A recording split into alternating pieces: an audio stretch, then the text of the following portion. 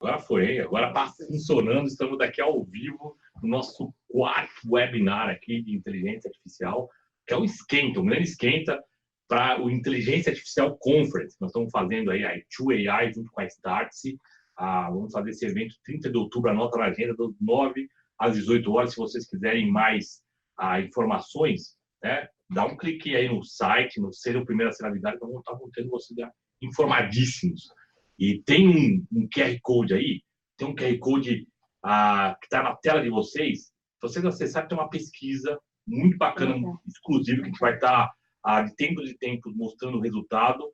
Temas que vocês acham relevantes, está usando isso para poder construir os próximos webinars. Então, temos um webinar por semana com temas diferentes. Quem escolhe aqui? Quem escolhe aqui, Mafê, que está aqui do meu lado?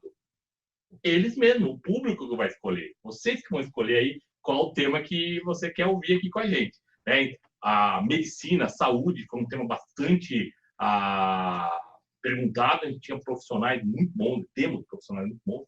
Vou apresentar para vocês. Antes disso, estamos aqui oficialmente abrindo, né, o quarto webinar da série. Estamos aqui com o doutor Carlos Sacomani, da AC Camargo, o doutor Márcio Garcia, da DASA, o doutor Ricardo Cavalino, da Prevent Senior. Eles vão se apresentar daqui a pouquinho. Então, se alguém tiver algum problema de saúde aqui, estamos bem, né, parados. Tem 3 doutores aqui, né? Então, 3 médicos em áreas diferentes, fácil. Para quem, certamente você conhece a Startse, para quem não conhece a I2AI é a Associação Internacional, International Association of Artificial Intelligence, né, que conecta vários desses ecossistemas, empresas de negócios, startups, governo, empresas de tecnologia, universidades, fundos aí, para aplicar, para fazer com o nosso país, né? Essa é uma missão comum que nós temos com a Startse, né, de mudar o nosso país através de conectar o ecossistema. A gente tem que fazer a nossa parte aí de aprender tecnologia e ir além. E, para isso, se você quiser conectar com a gente também, tá aí os nossos canais. Nós temos canais no YouTube, nós temos o LinkedIn, né, da I2AI, nós temos o Facebook. Agora, começando aqui o nosso bate-papo, podemos tirar aqui os slides. Eu vou aqui começar convidando os meus convidados, né? Boa essa. Aí se apresentarem. Vou começar aqui com a direita. Pode ser.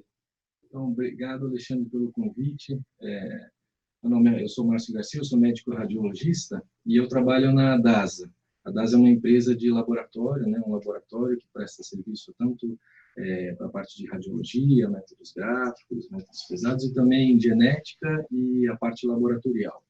E a DASA, há uns 3 anos, no final de 2017, a DASA decidiu construir um laboratório de inovação, uma iniciativa de inovação, e isso veio num crescente. A gente primeiro foi formando a equipe, depois a gente foi construindo um hub de inovação, e isso se dividiu. Hoje a nossa seção de inovação é a DASA Inova. A DASA Inova a gente não spin-offou, mas ela é um negócio meio apartado, assim, dentro da companhia. Spin-offou é sair, né? É uma empresa menorzinha. Ela faz parte da empresa, e a gente tem algumas subdivisões dentro dessa estrutura da DASA Inova, né? E a DASA tem várias marcas, talvez você possa falar algumas das mais conhecidas, para o pessoal se conectar. Ela tem algumas marcas como Delboni, Auremo, Lavoisier, a Alta, Medicina Diagnóstica. Alguns hospitais também fazem parte da Hold, né, não estão diretamente dentro da DASA, e a DASA também presta serviço em outros estados. Então a gente está no Rio de Janeiro, a CBPI, para quem é do Rio de Janeiro, Multimagem, tem várias, tem a Exame em Brasília, são várias clínicas no Ceará, vários estados, fora o apoio que a DASA presta para clínicas menores com serviços de processamento de exames, né, laboratoriais, e agora possivelmente com radiologia também. Então, é uma empresa muito grande, é a 4ª maior empresa de diagnóstico do mundo. Teve um processo de internacionalização recente agora, que a gente também está expandindo para a Argentina. Então, é uma empresa muito grande, que está se movimentando muito, está num processo de transformação. Foi muito bom, eu entrei na empresa nesse processo de transformação, e a gente vê que a empresa está se modernizando, se reestruturando, e a gente está crescendo muito. E a inovação veio como um pilar essencial desse processo de modernização e de reestruturação da empresa, né? Aí eu vou fazer uma pergunta e eu vou responder. Você acha que a DASA está usando inteligência artificial? Tá sim. A DASA tá, eu tô usando para a câmera errada. O rapaz tá me corrigindo. É aqui, Alexandre, tá? Desculpa, pessoal. A DASA tá sim fazendo e ele vai contar um monte de caso legal. Agora eu vou passar para o Ricardo se apresentar. Ricardo Casalino. Isso aí. Então, gente, boa noite. Obrigado pelo convite, Alexandre. Eu sou Ricardo, cardiologista, e hoje eu atuo na operação e uma parte também no setor de inovação da Prevent Senior.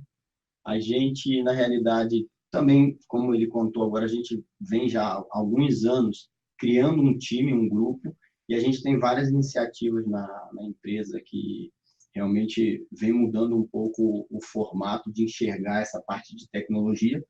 A gente incorpora bastante tecnologia, mas agora isso vem fazendo parte da operação e a gente tem bastante coisa aí para discutir, conversar.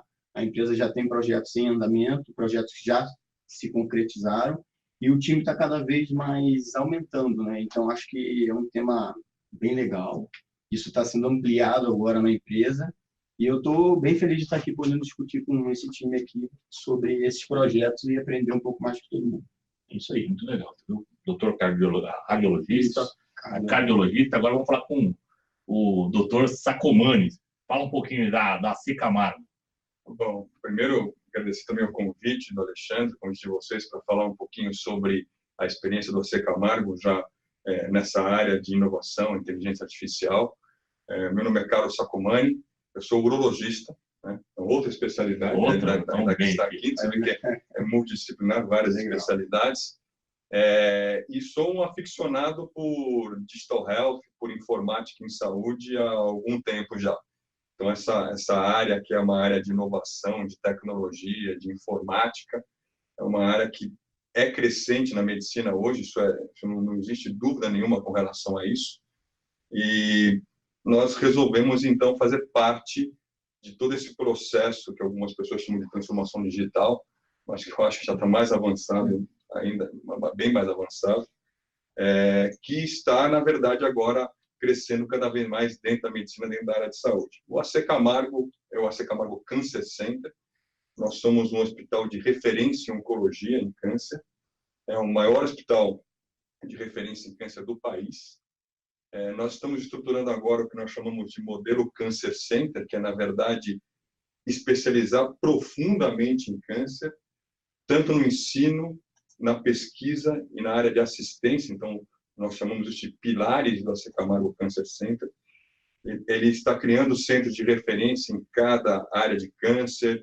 Ele está criando uma nova maneira de tratar o câncer, uma maneira mais integrada, uma maneira em que nós temos uma linha mais bem estabelecida, com vários profissionais envolvidos. É uma maneira diferente de tratar o câncer. É uma instituição bastante grande. Há alguns anos já, o AC Camargo resolveu criar um projeto, que era o Radar Oncológico, que buscava inovações, de maneira geral, dentro da medicina, dentro da área de saúde, que nós poderíamos absorver ou utilizar no hospital. E disso se criou toda uma área de inovação, ela está sendo criada, na verdade, ela está em desenvolvimento. Dani está aqui conosco, ela puxa o carro, digamos assim, ela puxa todos nós para nos integrarmos e crescermos em inovação. E dentro da inovação, um dos pontos principais que nós temos dado atenção é a inteligência artificial. Você vê que então nós temos aí 3 profissionais que são médicos, que conhecem de tecnologia, que estão à frente das inovações das suas respectivas empresas. Só um insight, né, para o pessoal que está lá, são coisas que estão se conectando pra caramba. E falando nisso, eu queria que vocês, que estão aqui comigo, falassem um pouco de que projetos vocês estão fazendo de interessante, ou que vocês tenham visto por aí. Pode ser projeto interno, eu sei que tem hora que tem projeto que está lá no forno, não dá para contar ainda, né? Então, não tem problema. Conta o que dá para contar e o que vocês têm visto de interessante, que acho que esse é o objetivo do nosso, quem está nos assistindo. Fala, e aí, o que eu vou ver daqui a pouquinho na minha empresa que eu atuo na área de saúde? Que... Pode ser assim? Pode. Quem quer começar? Vamos começar desse lado agora? Começa aqui. Bom, vou falar mais especificamente dos nossos projetos de inteligência artificial, que acho que é o foco principal aqui, né? Dentro dos projetos de inteligência artificial, nós temos um que, na verdade, ele não é um projeto que nasceu na AC Camargo, mas que o AC Camargo trouxe para dentro da estrutura, que é o projeto de monitoramento de sepsis de paciente crítico. Septicemia são aqueles pacientes que têm infecção generalizada, infecção grave, um grande risco de vida, e é importante eu fazer a detecção desses pacientes precocemente. Quer dizer, quanto mais rápido eu detecto que aquele paciente está evoluindo para uma septicemia, mais rápido eu consigo agir e mais rápido eu consigo reverter e evitar maiores complicações. Então, nós temos um projeto, que é um projeto conhecido, que é o LAURA. O LAURA é um projeto de monitoramento de sepsis. Ele nasceu, na verdade, dentro de digamos que um problema familiar, a morte da filha do desenvolvedor do projeto. E ele, na verdade, procura, ele tria sinais de septicemia nos pacientes que estão monitorizados. Ele é um sistema de inteligência artificial, para quem está mais acostumado em conversar sobre inteligência artificial, é um algoritmo supervisionado que acaba triando pacientes com potencial risco de sepsis e avisa a equipe médica e a equipe de enfermagem para que ela atue rapidamente. Esse sistema nós acabamos incorporando para utilizar nos pacientes que estão, por exemplo, fora da terapia intensiva. A terapia intensiva, já por si só, ela tem um monitoramento mais em cima do doente, tem muita gente vendo o paciente, mas quando o paciente está no apartamento, no quarto, na enfermaria, nem sempre nós temos aquela interação, isso em qualquer hospital, direta e contínua dos pacientes. Então, nós achamos que uma solução fosse implantar um sistema de monitoramento baseado em inteligência artificial que avisasse a equipe quando o paciente estivesse evoluindo desfavoravelmente para um quadro crítico que pudesse ser uma septicemia. É legal que faz a intervenção a tempo, e aí faz a intervenção realmente isso é um ganho enorme. Então, isso é justamente uma visão da inteligência artificial que faz mostrar como que nós podemos utilizar em prol do paciente, em prol do atendimento médico, em prol, digamos, da saúde de maneira geral. A utilização desse tipo de ferramenta nos levou a pensar em outras possíveis ferramentas do mesmo gênero. Então, nós estamos desenvolvendo agora uma outra ferramenta que busca monitorar pacientes que recebem imunoterapia. Imunoterapia é um novo conceito no tratamento de câncer. Na verdade, nós começamos com a quimioterapia e migramos agora para alguns tipos de imunoterapia que nada mais são do que atuar na imunologia dos tumores. Basicamente é isso. E nós temos um centro de imunoterapia, acho que é o único hospital do país que tem um centro de imunoterapia bem estabelecido, e nós já fazemos o monitoramento com a enfermagem desses pacientes que recebem imunoterapia.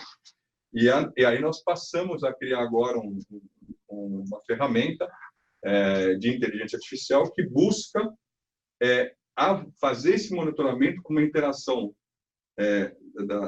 do software da máquina com o paciente. O paciente, ele responde algumas coisas, ele interage para que nós possamos conseguir identificar situações que possam ser situações críticas que precisam de tratamento ou situações em que nós precisamos pedir para o paciente vir ao hospital para dar seguimento a algum tipo de atitude.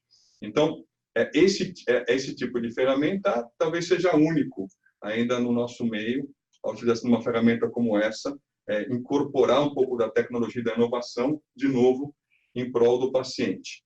É bem interessante porque o LAURA, ele mexe com dados objetivos, que são dados colocados pela própria equipe de enfermagem, dados colhidos do paciente, dados vitais, temperatura, pressão arterial, etc.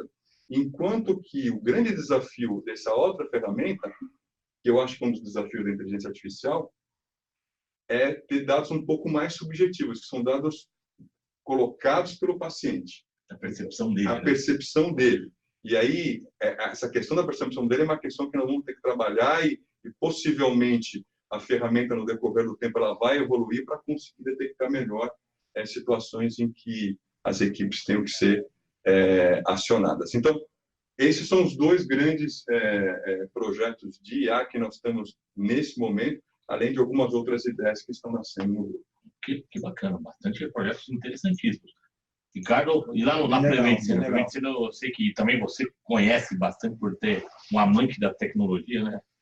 Então, A gente achei bem legal, eu já conhecia algum desses projetos que você mencionou, achei bem interessante, porque a gente comenta muito em relação a ferramentas de tomada de decisão, né? Que uma coisa é você está medindo e tal, e outra coisa são projetos como esse que são ferramentas auxiliares na tomada de decisão.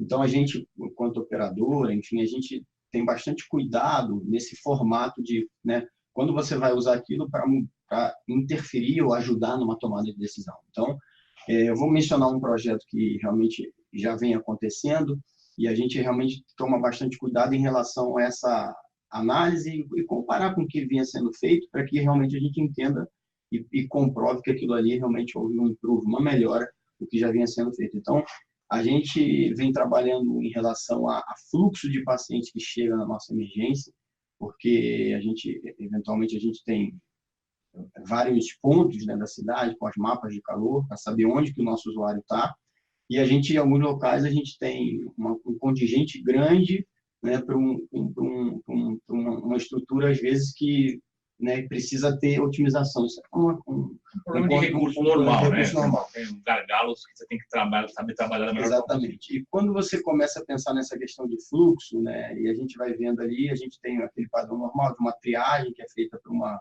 pessoa, por uma enfermeira, e isso eu acho que acontece na grande maioria das unidades de pronto atendimento do Brasil e afora, ela tem um pré-atendimento, esse pré-atendimento gera uma classificação de risco para aquele paciente e, teoricamente, o tempo, né, de atendimento ele muda de acordo com essa gravidade do paciente de base. Então, o que a gente via e que a gente sabe afora, que a falha humana acontece e como a gente pode melhorar esse fluxo, né? Então, a gente vem usando alguns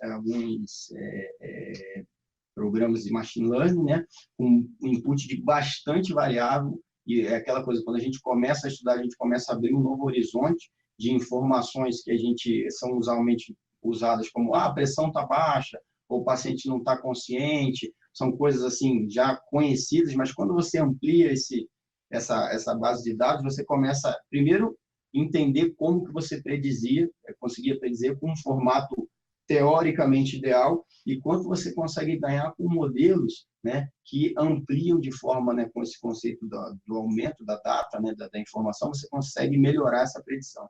Então, a gente tem se surpreendido bastante com pequenos projetos como esse. Primeiro que a gente encontra variáveis que a gente até então não conseguia associar com aquela questão. Então, um risco, mas eu não estava vendo como risco. Não, uma variável ou ela era perdida ali no meio da informação.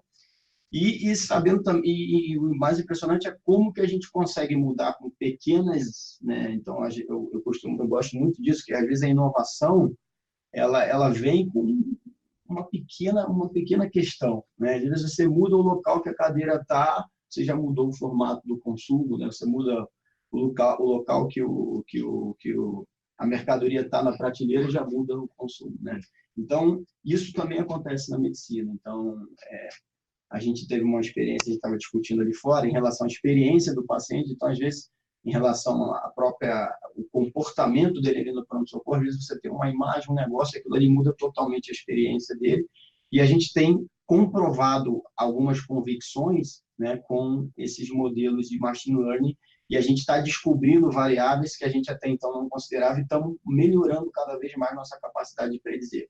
Então, um exemplo, assim, outra coisa interessante, a gente tinha um pré-questionário com 30, quase 40 variáveis. Hoje em dia, a gente com 6, a gente consegue 15 a 20% de melhor predição no acerto, na assertividade, na acurácia, no caso do direcionamento do paciente. Então, isso otimiza tempo, né? Melhora, a gente consegue aumentar nosso atendimento, nosso poder de atendimento com a mesma estrutura e muda o parâmetro de discussão. Enfim.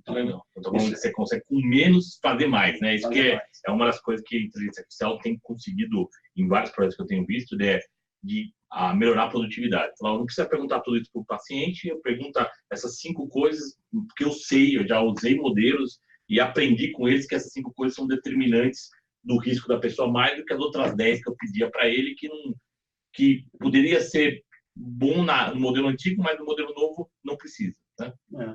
E uma coisa legal é que como você vai reforçando e supervisionando, você vai mudando. Aí, se passa um tempo, você está em outro patamar. Então, esse é um dos projetos que a gente faz, que, na verdade, já foi até discutido em congresso e tudo mais. Então, a gente tem outras iniciativas, mas acho que esse retrata bem como que a gente está progredindo e como que isso vai vir para ajudar processos, né? Melhora de experiência e tomada de decisão. Eu acho que isso é interessante. Muito bom. E você, Márcio, lá na DASA, lá eu sei que você também tem muita coisa interessante. A gente divide a área lá, o Dasinova, ela tem uma parte que é só de Analytics e Big Data, então usa inteligência artificial para predição, então trabalha-se muito com a predição através dos exames laboratoriais, quando que o paciente que tem maior chance, por exemplo, de ficar diabético, por exemplo, né? Então, você tem uma predição, o algoritmo consegue identificar aquele paciente que tem um maior risco, e aí você consegue atuar em cima desse paciente. Esse é um exemplo. A outra questão, a outra parte é inteligência artificial em patologia. Já tem a plataforma de patologia digital na DASA, e com isso você já consegue fazer patologia, algoritmos de patologia usando as lâminas digitalizadas. Tal. Esse é um outro ponto. Eu vou falar mais de uma área que está mais consolidada, que a gente já vem trabalhando, que foi o embrião lá no final de 2017, que são os algoritmos com os exames de radiologia, as tomografias, as ressonâncias e mamografias também, e ultrassom recentemente. Então, alguns algoritmos vieram de fora, então a gente tem parceria com algumas universidades fora, então foram construídos em conjunto. Alguns algoritmos foram construídos só dentro da DASA, pela equipe médica e o pessoal de TI dentro da DASA mesmo, e alguns vieram de startups. Então, a gente tem essa multidisciplinaridade de onde vêm os algoritmos. Aí, esses algoritmos nos exames, os que a gente começou a implementar são algoritmos, um deles busca identificar nos exames de tomografia os coágulos nas artérias do pulmão, que é o tromboembolismo pulmonar, e também sangramento intracraniano, então um paciente que vai no pronto-socorro com uma suspeita de um derrame, né, de um AVC hemorrágico, e aí identificar, na verdade ele identifica que exames que tem esses achados, que exame que tem, por exemplo, o tromboembolismo pulmonar, e que exame que tem um sangramento intracraniano, e ele avisa o radiologista. Então imagina que você está lá trabalhando, tem uma lista de pacientes no seu computador, e ele avisa para você qual é o paciente mais grave, o paciente que precisa ser atendido antes, mais rapidamente. Isso tem um impacto na sobrevida do paciente. Então, você rapidamente olha esse, porque ele sinaliza que esse tem um achado crítico, é crítico para a vida do paciente, e você laude e liga rápido para o colega que está no pronto-socorro, ou está na emergência, lá na enfermaria, na UTI, avisando dessa questão. Então, são algoritmos de implementação que trazem um benefício para a emergência, né, para o atendimento mais rápido. Um outro que a gente está implantando é um algoritmo que faz uma avaliação dos exames de mamografia e ele sinaliza quais os achados que são potencialmente malignos. Então, ele mostra, de novo, ali, quais são os achados que têm maior, as mamografias que têm mais chance de ter um câncer ali. Então, muitas vezes são achados pequenos, mas e todos eles com uma acurácia muito grande. A gente teve uma preocupação... Então, pessoal, isso é um tema que você falou, Márcio, acho que é um tema interessante. Como que é a acurácia média de um algoritmo desse? Porque é isso que o pessoal ficava... É muito interessante, porque a gente viu que vários outros centros, vários outros colegas começaram a testar esse tipo de... Esses são de startups, por exemplo. Começaram a testar e não gostaram.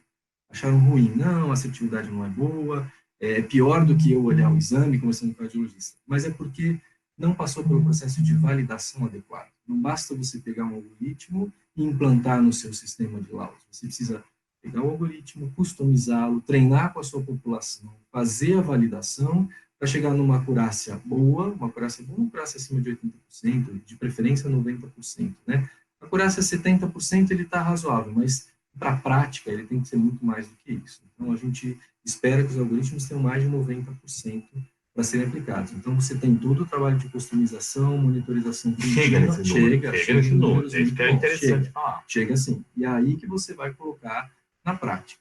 Tem que ser um algoritmo consistente, né, para a nossa população. Então, isso dá muito trabalho, tem muitas barreiras, tem barreiras de TI, tem a questão de anotação, tem a questão de dedicação de horas dos profissionais envolvidos, e então a gente leva alguns meses para aí você conseguir implementar isso. E nessa fila tem alguns que a gente já fez, alguns foram customizados, um deles é até o que a gente estava conversando antes, de identificação de pneumonia em radiografia, foi feito internamente, até ganhou um prêmio dos 1.300... Prêmio internacional. O Brasil ganhando prêmio internacional nisso aí. Tinha um dataset, tinha lá um conjunto de imagens que foi colocado, e 1.300 equipes participaram no mundo, era aberto, estava na plataforma do Pega, qualquer um poderia entrar, e a equipe da NASA ficou em 9º lugar. Então, a gente conseguiu... Era um algoritmo muito bom. E depois de conseguir isso, a equipe, o Kitamura, o Igor, que são os médicos que encabeçam, né, que encabeçam muito a parte de AI, ainda trouxe e fez mais uma modelagem com o nosso dataset. Então, a gente sempre faz uma customização, uma tentativa de melhorar a acurácia ainda mais, né?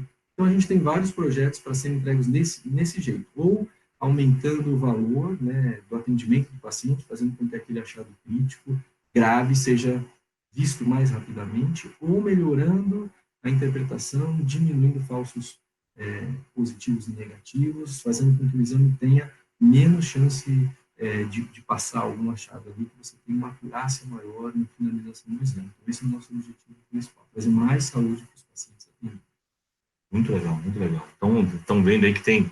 eu gosto de ver como tem similaridades. Aí. Todo mundo trabalhando com inovação, os médicos estão conversando com o pessoal de tecnologia, estão ajudando a construir algoritmos, validando tudo isso. Então, quem acha que a medicina e tecnologia, né, não está trabalhando juntos, está vivendo num mundo já ultrapassado, porque hoje o médico faz algoritmo, né? Sim. O médico tem que entender de tecnologia. Tem pergunta aí no chat, né? Tem, ó, o Igor Barros está perguntando, na área de medicina, qual a acurácia ideal para o modelo de machine learning? Legal. Então, não existe uma acurácia ideal, que é o que a gente comentou, né? Existe o mínimo desejável, o máximo seria 100%. Mas como você tem as dificuldades, tem a variação populacional, e você sempre tem que aprender, né? Sempre tem que fazer com que o algoritmo vá aprendendo. Então, o ideal é que esse algoritmo passe de 80%, 90%. Aí é um algoritmo consistente, né? Que vai realmente trazer valor para aquela cadeia de saúde que você está trabalhando. Eu acho que tem um detalhe que é importante, que na verdade não é só a questão da acurácia do algoritmo. A gente tem a acurácia do exame, na verdade. Né? Sim. Então, ou da situação, ou da análise que nós fazemos.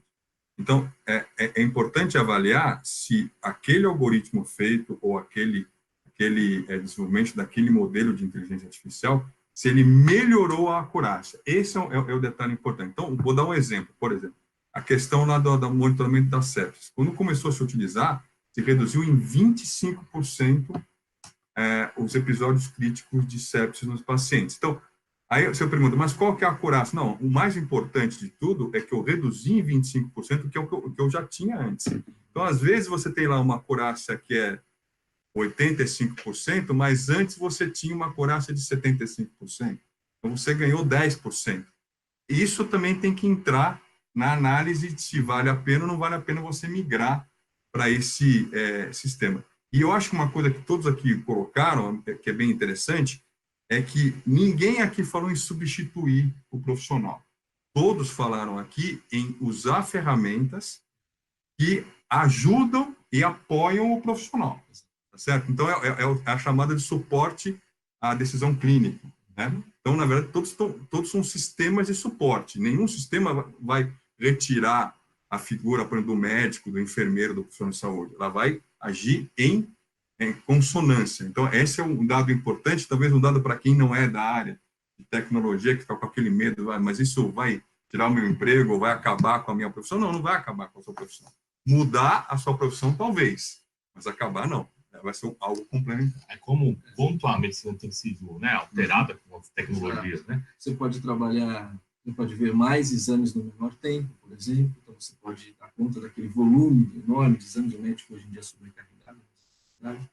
Então, você pode como eu falei mesmo, você pode atender mais rápido o paciente que é mais grave e pode fazer essa estratificação do atendimento. Então, são ferramentas, né? São ferramentas de melhorar a prática de saúde como um todo. Isso só... E outra coisa interessante é que eu acho o seguinte, que as pessoas às vezes se focam, né, como é que é? Mas o que é feito tem um método por trás e você faz uma comparação usando os métodos estatísticos convencionais. Exato. Hoje em dia, você entra, né, para pesquisar um artigo científico, você começa a comparar os artigos com qualidade, eles já estão comparando a área sobre a curva de um método com outro método, usando aquele... Então, assim, na verdade é um método, só que a gente precisa conhecer e saber como usar ele, que é exatamente o que a gente está falando aqui. E em relação a que você comentou, mas que eu achei interessante, que outras oportunidades, você só enxerga uma oportunidade a partir de um determinado ponto. E se você não chega naquele ponto, você não consegue evoluir. Então, um exemplo, se você estava falando da mamografia, se você tem um exame que o método lá, o algoritmo botou como baixo, eventualmente você pode assim, esse médico vai ver uma quantidade X, o outro médico vai ver os exames alterados, ele vê uma quantidade Y. Ou você referenciar, por exemplo, para o médico sênior os exames mais difíceis. Né? Então, você começa a entrar numa gama de oportunidade que então você desconhecia por, né, não conhecendo. Então, você subiu uma montanha e você vê um outro horizonte. Isso suporta uma medicina de precisão. Em vez de você padronizar e todo mundo todo mundo com o mesmo tempo de leitura de exame, não, você estratifica e você consegue dar mais atenção para o caso mais grave. E, eventualmente, que a gente estava discutindo da remuneração, você pode até entender que você vai precisar remunerar diferente os diferentes. Sim, exatamente. Né? Então, se aquela pessoa é diferente, ele precisa ver um exame mais complexo, talvez ele é um cara que ele vai ganhar de forma diferente. Então, eu acho que enxerga como uma grande oportunidade. Então, quem vê nesse sentido vai realmente caminhar junto. Eu acho que é até legal, eu vou trazer alguns slides aqui para vocês, porque o pessoal falou muito de machine learning, falou de uma série de possibilidade de utilizar a inteligência artificial aqui na área de saúde. Né? Então, eu queria colocar alguns slides aqui. O primeiro deles é para falar de aprendizagem de máquina. O que a aprendizagem de máquina faz? É o que o Dr. Ricardo Catarino estava falando. Ele pega e utiliza um modelo estatístico, pega lá uma base, que ela é treinada. Então, tem um exemplo de uso de imagens, né, para a parte de tumor, aí, que é um pouco o doutor Sacomani estava dizendo. Pega uma imagem lá aqui tem as células normais, aqui tem células com tumores. Vem lá alguém que faz a supervisão desse treinamento, fala, isso aqui é tumor, isso aqui é normal. Então, você já tem a resposta certa. Você treina um modelo, né? Esse modelo de Deep Model que está falando aqui, ele treina um modelo para falar, olha, aprenda o que é tumor. Depois, para você verificar se essa curva está adequada, está aderente, você vai ver depois com outras imagens, pegar um outro conjunto de imagens, você sabe o resultado e você fala, olha, vamos ver agora, eu não vou explicar para ele o que é tumor ou o que não é, vamos ver se ele acerta, o algoritmo acerta. E tem se conseguido, quando a gente fala de 90, 94, 90, tem alguns algoritmos que conseguem uma precisão com base nessa fase de teste muito boa, né? Muito boa até, e em alguns casos excepcionais, melhor até do que se conseguia antes de se utilizar o algoritmo pela equipe médica, porque tem coisas que são detalhes ali que acaba passando desapercebido. Para o pessoal entender isso que você está mostrando, por exemplo, aí são lâminas de patologia. Então, imagina que um patologista pegou essas lâminas aí com essas células e foi mostrando para o computador, lâmina por lâmina, imagem por imagem, aonde estava o tumor. Então, ele olhou 3.000, 5.000, 30.000. Então, veja o número de profissionais que você precisa estar envolvido para poder construir esse modelo. Né? Depois, você poder usar, fazer o processamento, fazer toda a parte matemática. Então, tem toda uma mão de obra médica, por exemplo, aí, para que você possa ensinar o computador, para que aí ele consiga ter uma autonomia e consiga fazer na verdade, tudo que a gente discutiu aqui, e esse exemplo que você deu, você vê que existem padrões. O que é a inteligência artificial machine learning no frigir dos ovos? Na verdade, é criar um algoritmo que consiga identificar padrões. Né? Esse modelo que foi colocado é um modelo mais tradicional, que é o supervisionado. Para quem mexe com a área, sabe muito bem o que eu estou falando. Quem não mexe tanto, esse aqui, eu sei o resultado, eu mostro o resultado para a máquina, E depois eu vou checar se a máquina ela está respondendo adequadamente com a resposta. E eu vou fazendo isso sucessivamente até que ela comece a aumentar a acurácia e responder cada vez melhor. Vou colocando cada vez mais dados para que ela possa fazer a identificação desses padrões, criando os algoritmos para que eu possa fazer esse tipo de análise, né, envolvendo uma gama maior de profissionais. E aí vem o outro ponto da história, que é assim, dado. Né? Todos nós aqui estamos colhendo, antes de tudo isso, nós estamos colhendo dados. Nós estamos buscando dentro das nossas instituições, que são instituições grandes de referência nas suas respectivas áreas, os dados necessários para que nós possamos construir esses algoritmos e possamos ensinar a máquina a, de certa forma, raciocinar como nós queremos que ela raciocine. E aí, ela vai ajudar o profissional de saúde. Então, você tem ali e talvez até tirar do profissional de saúde o trabalho braçal maior. Então, ela faz, eventualmente, a análise inicial e depois o profissional de saúde checa, eventualmente, se aquela análise realmente ele concorda ou não concorda, isso pode ser realizado, ou ele faz um ajuste fino do que pré-definido pelo sistema implantado. E aí, até embarcando nessa linha, eu queria entender, nós estamos falando aí de coisas já existentes, e tem muitas coisas que estão aí numa gaveta de várias empresas inovadoras, como a de vocês, aí, sendo desengavetado para novos projetos. Então, eu queria que vocês fizessem um pouco de um exercício de futurologia aí, né? Mas como deve ser a área da saúde num curto ou médio espaço de tempo? O que essas tecnologias ligadas à inteligência artificial vão trazer de novidade? O que vocês acreditam com base no que vocês estão vendo por aí? Quer comentar, Ricardo? Tá fácil, né? Assim, a gente, olhando a visão corporativa, né, e a visão geral, eu acho que a gente está migrando aí para um conceito aí de conseguir predizer bem melhor, conseguir antecipar problemas maiores, né? Então, isso vai vir de várias frentes, desde de análise retrospectiva de bancos de dados, de aprendizado de máquina, machine learning, e até tecnologias novas, né? De monitorização, de estar presente mesmo, unipresente, vamos dizer assim, mais com o paciente. Então, uma visão mais clínica, né? Vamos dizer assim, uma visão mais clínica e operacional, eu acho que a gente vai mudar um pouco o formato de ferramentas assim clássicas, como check-ups, né? Tipo, eu sou um crítico do check-up, assim, que eu falo assim, o cara tira um dia uma fotografia e aquilo ali vale o ano todo. Né? Ele fez um exame, assim, num dia, aí fala, doutor, tô bem. Aí sai ali e vai fumar um cigarro. Tipo, né? Então, eu sou um crítico disso porque eu falo assim, essa ferramenta, ela é uma ferramenta. Então, você vai em qualquer lugar e fala, fiz meu check-up, né? E agora aí, posso comer né? Então, eu já fiz meu check-up, né, e tal, fiz meu jejum de 24 horas, e aí, doutor, deu bom o exame?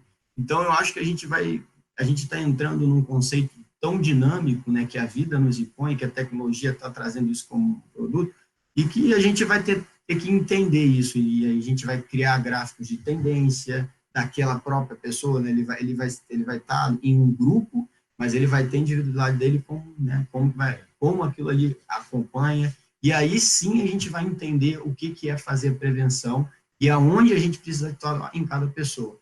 Eu acho que, por exemplo, o ramo da genética que vem crescendo muito, ele é um braço, entendeu? Mas essa outra parte, né, que você tem o gene, mas a expressão do gene você não sabe, o fenótipo, se vai acontecer ou não. Existem alguns que já são, né, sim ou não, e vai acontecer. Mas a grande maioria a gente desconhece. Então, eu acho que a tecnologia vai trazer isso aí para a gente, a saúde conectada, né? O cara está ali onipresente. Então, acho que isso, na parte clínica, como cardiologista, é isso que eu espero aí para os próximos anos, e tenho visto que isso já é uma realidade, né? Existem cidades que já vêm trabalhando com isso fora do Brasil, né? Com esse conceito de saúde conectada. Então, o cara pesou, já sabe quanto é que está, ele mediu a pressão, já conectou, já está tudo integrado. Então, eu acho que isso, de alguma forma, vai ser bom, vai agregar e vai diminuir o custo. Eu acho que é uma coisa importante, porque vai aumentar. Vai democratizar mais aí o cuidado da saúde. Puxando um pouquinho do que você falou agora, eu acho que tem a questão também da informação que nós estamos gerando hoje. Sem dúvida. Né? Estou aqui com o meu relógio, que estava subindo aqui, ele já avisou que eu consegui chegar ao número de passos que eu tenho que dar no dia. Né? Então, a gente está gerando agora informação até no automática. Né? Os wearables geram informação muitas vezes automática que é possível chegar no futuro não, no presente, até, né? Chega ao profissional de saúde, então você já tem algumas informações que talvez sejam importantes para ajudar o profissional a tomar alguma decisão ou a fazer algum tipo de análise, fugir um pouquinho do check-up, porque o check-up, parece que está tudo bem, mas aí, de repente você vê que a frequência cardíaca daquele paciente, ela oscila demais, ela chega a picos maiores. Você fez um eletrocardiograma que mostrava que estava tudo em ordem, mas parece que no dia a dia não é tão assim. Então, talvez você mude o enfoque e investigue outras coisas. Acho que esse é um ponto também que a tecnologia vai acabar impactando na nossa prática do dia a dia. Eu acho que... O Márcio vai falar, depois tem uma pergunta lá, mas quer falar primeiro ou quer já pegar a pergunta? Acho que eu só vou fazer esse gancho aqui. Eu acho que o futuro, hoje em dia, quando a gente pensa em medicina, você pensa em tratar a doença. As pessoas procuram o médico, a grande maioria, porque estão doentes. Eu acho que o futuro vai muito no que o Ricardo falou, a gente vai atuar na saúde do paciente. Então, tudo isso que a gente está trabalhando é para que você possa fazer a predição e você possa dar mais saúde e evitar que o paciente fique doente. E naquele paciente que está doente, você ter um tratamento mais preciso, de maior qualidade, um tratamento mais objetivo e com melhor resposta. Então, eu acho que a inteligência artificial nos permite trabalhar nesse sentido, para que a gente consiga alcançar esses dois grandes objetivos. Muito legal. Vamos ver o que o nosso pessoal está acompanhando online. Legal, tem uma pergunta aqui sobre processamento de dados, que é o grande desafio, obter dados. Então, a pergunta é como obtenho dados de pacientes do outro lado do mundo para treinar o meu modelo, uma vez que hospitais detêm os dados médicos do paciente. Isso é muito interessante porque tem muitos datasets públicos, tem muitos datasets que são públicos, você não precisa, para treinar o seu modelo, você pode treinar o seu modelo na garagem da sua casa, no seu quarto. Se você tiver um modelo bem construído, você pode entrar, tem vários sites públicos americanos, de outros lugares, e que tem lá os datasets de várias doenças, com vários exames, e você pode utilizar esses datasets abertamente, são livres, assim. A Google mesmo colocou vários, e outros colocaram vários aí abertos, você pode rastrear, você coloca lá dataset, coloca doença em inglês, e você vai ter os diferentes... Dataset é esse grupo de exames, né? Esse grupo de imagens, ou seja lá o que for, esse banco de dados para você trabalhar. Então, você não precisa se filiar a uma instituição necessariamente para você treinar o seu algoritmo. Tem muitos movimentos interessantes de Open Data, aí, que é um movimento aí de poder compartilhar dados para justamente a evolução da tecnologia acontecer. Né? São dados que já são prontos, preparados, liberados para esse tipo de uso, né? E aí você aprende e aí depois você pode usar o seu produto para algo mais real. Né? Uma questão muito importante que a gente não comentou até agora, mas que foi o tema do webinar passado, é a questão de você ter a confidencialidade do dado, o respeito à privacidade. Então, esses dados, eles são anonimizados. E mesmo os dados internos são tratados de uma maneira ética muito rigorosa. Então, tudo que a gente faz passa por um critério muito rigoroso de consentimento informado, de anonimização, para que você não tenha nenhum dado do paciente exposto, né, nada relevante exposto. Então, essa é uma questão crucial na medicina. Né? Isso é uma questão crítica, né? Porque, na verdade, na medicina já tem essa preocupação, e agora com a Lei Geral de Proteção de Dados, que começa o ano que vem a entrar em vigor, isso fica mais forte. Os dados de paciente, os dados relacionados à doença, relacionados à saúde, eles são dados que nós chamamos de dados sensíveis. Exato. Então, esses dados, eles são altamente protegidos. Né? Eles vão precisar realmente ter o consentimento para que possa ser utilizado. Mas isso não quer dizer que não tem um grupo de dados que possam ser colocados publicamente, desde que a palavra fica ruim em português. Sejam trabalhados, né? Trabalhados, e a anonimização seja anônimo, tornar anônimo, tornar não identificável. É essa a questão que se coloca. Mas isso não é uma questão só do nosso país, é uma questão mundial. Eu acho legal, não estou falando de futuro aí, eu trouxe alguns exemplos de coisas que estão acontecendo agora mas que são coisas que eu acho que é bastante inovador. Nós falamos de aprendizagem de máquina faz pouquinho tempo, né? Agora eu quis trazer esse vídeo, mais para vocês poderem ver. Esse é um caso aqui de uma tecnologia diferente chamada Digital Twin, né? O vídeo aqui do Digital Twin vai mostrar que como a Philips, nesse caso, tá aplicando o conceito, ela pega dados de vários dispositivos, né? Pega o IoT, internet das coisas, pega lá dados de pulseira, do scanner, da tomografia, para construir um coração, não um coração genérico, o seu coração digital, ele seria igual um twin, né, um gêmeo do seu coração, para fazer simulações de quais intervenções médicas teriam a maior chance de sucesso, para escolher, antes de fazer uma cirurgia no seu coração, falar, esse modelo de intervenção, a ablação, né, que é o nome correto, né, o cardiologista que corrija, né, fazer uma ablação nesse caso,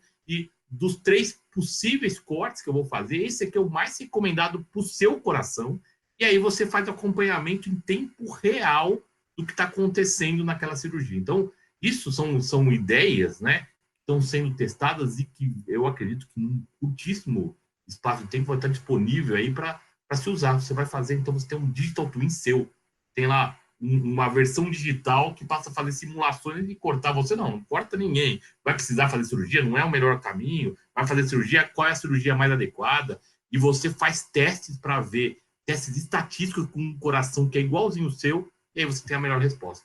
Nós temos isso, um modelo bem parecido com esse dentro da urologia. É um modelo brasileiro, desenvolvido no Piauí, que é um colega nosso. Esse modelo foi até apresentado no Congresso Europeu, ele até foi mostrado mais de uma vez, agora está indo para uma publicação, numa das revistas mais importantes. O que ele faz? Ele pega o paciente com tumores renais, tumores de rim, e os tumores de rim podem ter várias conformações, e podem estar próximos dos vasos sanguíneos, e depende da maneira como eu faço a cirurgia, pode sangrar mais ou pode sangrar menos, isso pode ser de risco para o paciente. Então, o que ele faz? O primeiro modelo dele foi criar em impressora 3D, baseado em imagens de tomografia. Ele conseguia, tomografia com reconstrução 3D, criar um modelo na impressora 3D. Depois ele achou que isso era muito complexo, você tem que ter impressora 3D, o custo é maior, etc. Aí ele transformou isso num software, que faz isso dentro de um iPad. E que a intenção é que você possa, durante a cirurgia, quando faço cirurgia com vídeo, por exemplo, eu ter a imagem que foi captada antes, e eu planejar, antes de começar a cirurgia, por onde eu vou entrar, ou que maneira que eu vou fazer a dissecção, o preparo da cirurgia para conseguir operar aquele tumor de uma maneira mais segura. Então, isso é para você ver como a tecnologia, de novo, mais uma coisa que nós estamos falando, ela não está substituindo ninguém. Ela está ajudando a fazer melhor e mais assertivo e com menos risco, né, Lívia? Isso já é prática. Isso é a realidade virtual aumentada. Então, a gente já tem na DASA tem um laboratório de impressão 3D, que os ortopedistas, os bucomaxídeos gostam de operar, de fazer os modelos antes, até fazer as próteses, os cirúrgicos e tal. Você consegue, por exemplo, fazer uma impressão de uma calota, e também esse aplicativo de realidade virtual que você pode usar, por exemplo, uma cirurgia robótica. Você consegue guiar, consegue manejar as pinças e tal, numa projeção virtual. Então, isso não é futuro, isso já é presente. Já é presente. E aqui, o adicional da realidade virtual, eles estão colocando modelos de simulação matemáticos para fazer a projeção de decisões no futuro, né? Que é o conceito do Digital Twin. É dinâmico também. Né? Você está ali durante o procedimento. Eu vou dar um exemplo aqui, cara. Quando a gente tinha um projeto da cirurgia cardíaca, a gente começou na empresa, a gente tinha um planejamento pré-operatório, que era um planejamento bem diferenciado, porque quando você vai operar idoso, então você assim, tem que pesar muito alguns critérios como fragilidade e tal, e a gente fazia um tipo de cirurgia cardíaca, faz ainda, mas fazia com mais frequência, a cirurgia que usava vídeo, né, cirurgia de troca de válvula por vídeo. E era curioso que a gente comentava que a equipe cirúrgica começava a cirurgia um dia antes. Era exatamente isso. Por quê? Como assim começava um dia antes? Porque fazia a tomografia, tinha reconstrução 3D, e aquela equipe, ela vinha lá onde quer enfiar trocáter, né, da câmera, onde havia um trocáter da pinça, e o planejamento cirúrgico era feito um dia antes. Então, você fala, pessoal, e aí, onde você está? Pô, comecei a cirurgia aqui. Pô, como assim? Pô, passei pelo interno ainda. Não, ele falou, não, está vindo amanhã. Está vindo amanhã, estou começando aqui. Então, essa reconstrução 3D, e o pessoal já fazia o briefing, né, do procedimento. Ó, a gente vai introduzir aqui 5 centímetros, e tal. Agora, imagina quando a inteligência artificial faz esse planejamento, exatamente, o cara chegar 5 minutos antes, está tudo planejado, faz por aqui, que é mais caminho. É que o ponto aí é exatamente essa mudança de chave, né? Mas é exatamente o que estava acontecendo. Mas isso é interessante, porque você vê, primeiro a gente aprende quais seriam pegando o exemplo que eu dei, eu vou ter vários tipos de tumor de rim e vou ter várias abordagens que eu fiz. Eu vou criar dado com isso. E esse dado eu vou poder colocar dentro de um sistema, e talvez ele me fale assim, ó, melhor abordagem para esse tipo, nessa localização, é esse. É esse, esse acho que é o futuro que vai estar chegando, que nós estamos construindo. Né? Eu vou mostrar mais um exemplo, depois eu queria mostrar passar para o último tema do nosso bate-papo. Né? Nós falamos desse caso aqui, a gente tem um caso que depois vai estar no material de vocês, que é o da Robox, que é como você usa visão computacional para fazer leituras, aqui para comandar cadeiras de rodas, né? Uma startup nacional muito legal aí, pessoal, depois vai estar no material de vocês. E o que eu acho que é interessante é falar aqui de, hoje, uma das necessidades, até entrando no nosso último bate-papo, essas tecnologias é como se fosse um grande supermercado de possibilidades. Aí, né? Você vai falar, olha, eu posso usar a aprendizagem de máquina? Posso usar a realidade virtual? Posso. Né? Posso usar as simulações? Posso usar a visão computacional? Posso. Então, você tem um conjunto, e eu acho que é interessante cada vez mais, vamos precisar de profissionais que entendam para poder pensar arquiteturas e soluções, né, que funcionem. Esse aqui é um caso de uma empresa da Nova Zelândia, que fez um negócio aplicado para a medicina muito legal. Você treinava o seu operador, aí no caso aí é para o técnico de enfermagem, treinava ele a tirar radiologia, tudo, usando um ambiente virtual. Existia um sistema de aprendizagem de máquina que sabia quais são os melhores movimentos, os melhores procedimentos, e ele avalia o que você precisa treinar de novo para ficar bom naquilo. Então, você não precisa fazer o treinamento repetir inteiro. Ele aprende com o seu comportamento naquele treinamento e fala, ó, você, Alexandre, precisa melhorar aqui. Você, Carlos, você, Ricardo, apesar de ser o mesmo treinamento para todo mundo. É um treinamento que aprende e te dá as melhores estratégias de aprendizagem. E aí, entrando no nosso último bloco, o bloco do profissional. Temos aí muitos profissionais na área da saúde, na área médica, e eu acho que tem muitos, né? Eu me pergunto o que eu devo fazer daqui para frente, né? O que vocês recomendam? Como esse profissional tem que se preparar? O que ele tem que fazer? O que você acha que eles têm que mudar, ou se tem que mudar alguma coisa para esse novo mundo que está construindo aí? Eu acho que você, na realidade, assim, o profissional médico, né, o profissional da área da saúde, não tem uma familiaridade. Eu estava discutindo antes de começar o webinar, o médico, o enfermeiro, a grande maioria não tem uma proximidade com a questão tecnológica. Tem o cuidado do paciente, o aprendizado tradicional. Então, assim, eu acho que precisa haver uma mudança na graduação, na especialização. Isso precisa ser introduzido, isso é negligenciado hoje em dia.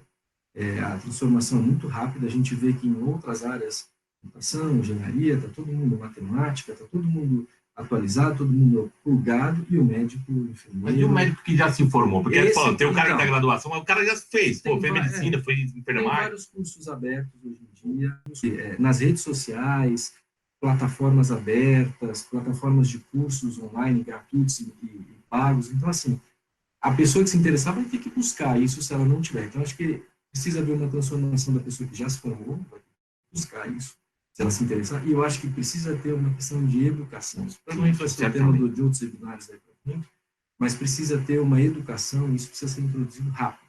Eu acho que o Brasil está ficando muito para trás nessa questão, né? A gente não forma pessoas suficientes. Eu já visto o exemplo que a gente tem lá, a gente tem um hub de inovação, um laboratório de inteligência artificial dentro do hub, e a gente está contratando pessoas e existe uma O pessoal quer mandar currículo aqui, o pessoal lá da data, tá lá, né? Nós estamos num processo de seleção de pessoas que entendam porque é difícil você achar um profissional que entende do machine learning e de saúde. Muitas vezes a pessoa entende da saúde e não entende da tecnologia. O outro só entende da tecnologia e não entende da saúde. São especialidades diferentes, né?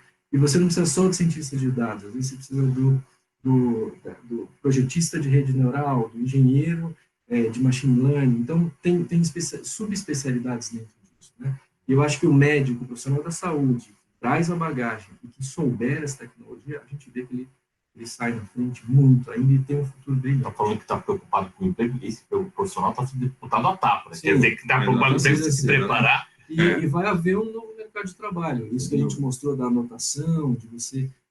os jovens hoje em dia, em vez de, por exemplo, o radiologista, em vez de ele ficar lá só laudando a radiografia, por exemplo, ele pode ir lá e ser pago para fazer uma anotação, ser pago para construir esses modelos. Então, vai haver um novo mercado de trabalho, forte.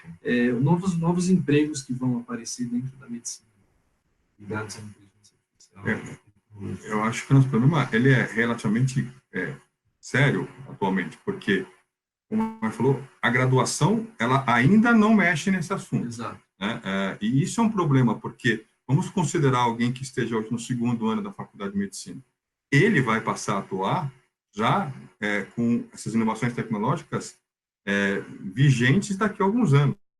Né? Então, ele já vai entrar no mercado já defasado, muitas vezes. Né? Então, nós precisaríamos estar formando essas pessoas agora. Né? Cursos, nós temos vários. Se você colocar lá, por exemplo, Machine Learning, você vai ter vários cursos de vários níveis, que você consegue aprender o básico, depois que você consegue aprender alguma coisa de programação, não é bem programação, mas de Machine Learning em si, nesses cursos, não é difícil aprender isso. Na verdade, assim, como tudo, cada um tem o seu... alguns profissionais vão ter uma facilidade maior, outros nem tanto. Mas isso é como tudo. Você tem profissionais que têm a capacidade de operar, de ser cirurgião, tem uma habilidade para isso, e outros que não têm. Né? Então, você tem um grupo de profissionais que um pouco mais afeitos à tecnologia, e tem uma área grande aí para aprender. Tem várias coisas que você pode pegar, bota na internet, você vai conseguir achar.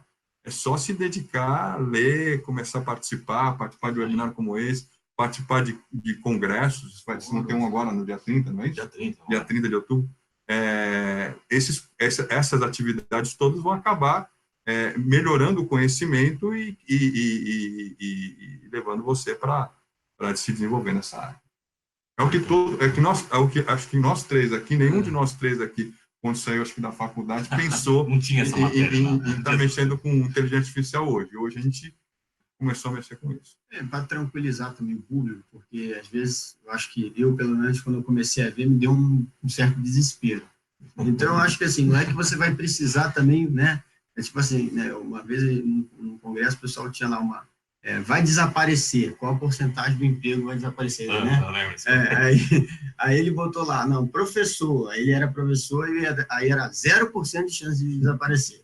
Aí médico, aí a máquina acho que deu 60%, 70%, aí caramba, então exatamente, eu acho que vai mudar um pouco o formato. Eu sou cardiologista, eu acho que eu vou continuar atendendo, vou ter uma importância muito grande na construção, né, na disseminação e em muitas outras coisas que vão por vir, porque é aquilo que eu falei, o horizonte ele mudou, a gente chegou lá no topo e agora a gente começou a ver outras coisas. Então, eu acho que a gente não precisa entrar num formato de desespero, eu acho que dá para assim, conhecer e procurar uma forma de entender e se especializar, e aos poucos você vai entendendo como incorporar e como ser um profissional diferente, porque o mercado vai exigir isso, da mesma forma que surgem novas especialidades, surgem novos empregos, e eu falo assim, né, eu acho que o médico nunca vai acabar, o cirurgião não vai acabar, nada vai acabar, as coisas vão só mudar um pouco de formato, né? Então, só para concluir, quando ele falou que o professor que não ia desaparecer, o médico ia desaparecer, e só tinha eu de médico na negócio, eu falei assim, pô, ainda bem que você falou que o professor não vai desaparecer, porque eu sou um professor da saúde. Aí ele falou, putz, só me ferrou, agora não sei o que eu vou falar. Então, é isso, acho que dá para ir com calma, e as dicas já foram dadas aqui, e como exemplo meu, que desconhecia por completo, talvez há 3 anos atrás, o que está sendo discutido aqui, hoje em dia eu estou aqui do lado de pessoas com pleno conhecimento, participando de projetos, e nunca achei que eu fosse, na verdade, eu fiz medicina porque eu não gostava tanto de matemática e agora eu estou querendo estudar matemática. Então, é o dinamismo da vida. Acho que é isso aí. Então, isso é muito legal. E vocês, assim, todo o programa, todo o Executive Program da Startse aqui tem a fala de inteligência artificial básica que você precisa saber para se integrar no mundo moderno. A própria Art2AI tem um curso que começa dia 3 de agosto agora, que é um curso de 16 horas, que fala especificamente de inteligência artificial. E tem os eventos. O Conference, né, que nós estamos fazendo para o dia 30 de outubro, a gente quer trazer os casos de aplicação justamente para vocês poderem ver, ter os insights. Porque o que acho que está faltando como grande motivador é quando você sai um pouquinho lá fala, pô, deixa eu subir um pouco esse monte. Fala, tem tudo isso, tem muita tecnologia. Tem muita tecnologia que pode mudar, e o que nós estamos precisando é de gente, médicos, né, inovadores, que queiram conhecer um pouquinho dessa tecnologia para começar a transformar o mundo. Começar a transformar o Brasil, nesse caso. Que não sei, acho que o Márcio comentou lá, puxa, o Brasil está ficando para trás. Vai caber a quem aí fazer essa mudança? Somos nós aqui, pessoal, nós brasileiros aqui, entender tecnologia, e eu acho que eu gostei muito do que o Ricardo falou agora há pouco, falou, olha, eu 3 anos atrás não sabia, agora, né, então, vocês estão vendo 3 grandes especialistas e médicos que desmistificaram isso, de médico dá para saber de tecnologia, dá para inovar, dá para ajudar a construir um mundo novo, e nós estamos falando de 3 empresas brasileiras. Quem está Prevent Senior, né? A AC Camargo, a Dada, que são empresas que estão construindo tecnologia aqui no país. E estão precisando de mais gente. Então, se vocês precisarem de profissionais dessas 3 empresas, tenho certeza que vocês querem ajudar a construir isso, vem para essas empresas que têm muito como ajudar. Então, vamos terminar mais esse webinar. Eu agradeço muito a audiência de vocês, né? Se inscrevam aí na nossa pesquisa, falem quais são os outros temas que vocês queiram ver, e anote na agenda, 30 de outubro, o nosso Inteligência Artificial Conference. Vai ser muito legal lá, tá bom? Fico por aqui. Até mais, pessoal.